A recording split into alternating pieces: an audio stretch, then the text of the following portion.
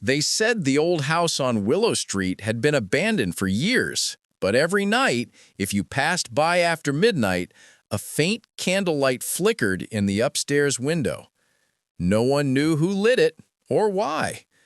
For most people in town, it was just a local mystery, but for Sarah, it was personal. Because that house once belonged to her grandmother, and that window, the one with the light, used to be her bedroom when she was a child. After her grandmother's death, the house had been locked up, sold, then forgotten. But something about that glowing candle wouldn't let Sarah move on. So one cold autumn evening, she returned. The air was thick with dust. The wood floors creaked with every step.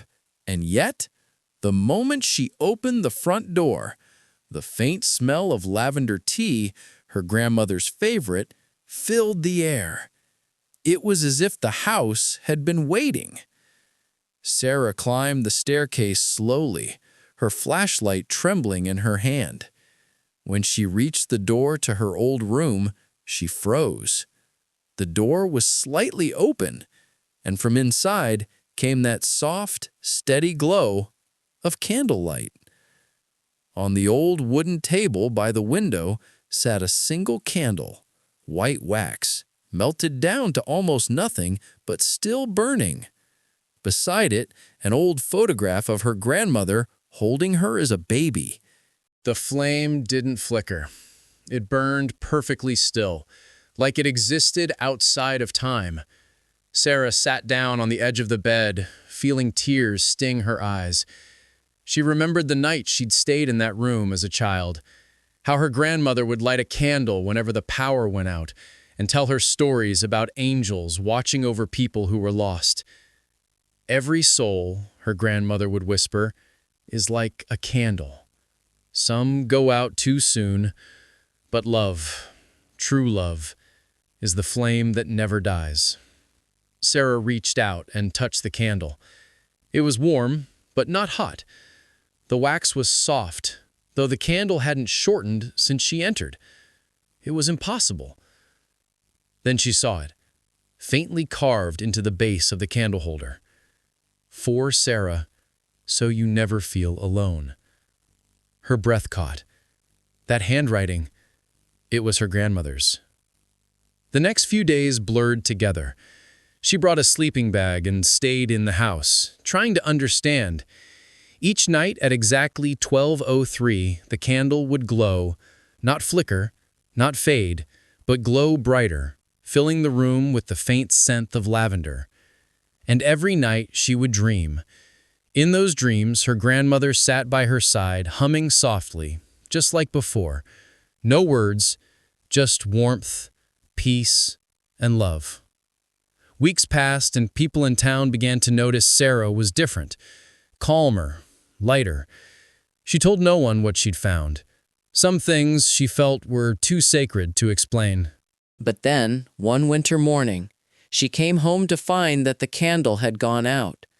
For the first time in months, the house was completely dark. Her heart dropped. She ran upstairs, hoping it was just the wind. But the candle sat there, untouched, cold, lifeless. Her hands shook as she lit a match and touched the flame to the wick. Nothing. She tried again, and again. Still nothing. Then, for the first time since she'd returned, she noticed something different. The photograph beside the candle, it wasn't the same. It now showed her grandmother standing by the window, smiling, and next to her, Sarah herself, grown up, holding the candle together. She gasped, dropping the matchbox. It couldn't be real. But then she realized, maybe it was her turn. Her grandmother's message echoed in her mind. Love is the flame that never dies. Sarah took the candle and carried it downstairs. She placed it on the old kitchen table where her grandmother used to read letters from the neighbors, and for the first time, she lit a brand new candle beside it. As the new flame caught, the old one, the one that had refused to burn, flickered to life again, faint but steady, like it had been waiting for her to believe. From that day on, Sarah never left the house dark. She began inviting people over, lonely neighbors, lost travelers, friends who drifted away. She told them stories, served tea, and kept a candle burning for anyone who needed light. The townsfolk started calling it the House of the Everlight. No matter the weather, storm, snow, or fog, they said the window on the second floor always glowed softly through the night. Years later, when Sarah grew old and passed away peacefully in her sleep, the townspeople held a vigil outside the house.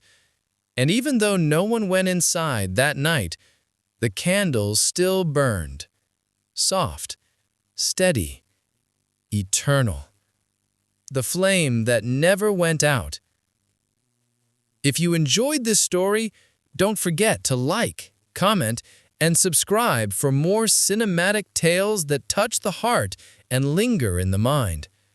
Follow for more stories that remind us love never truly fades.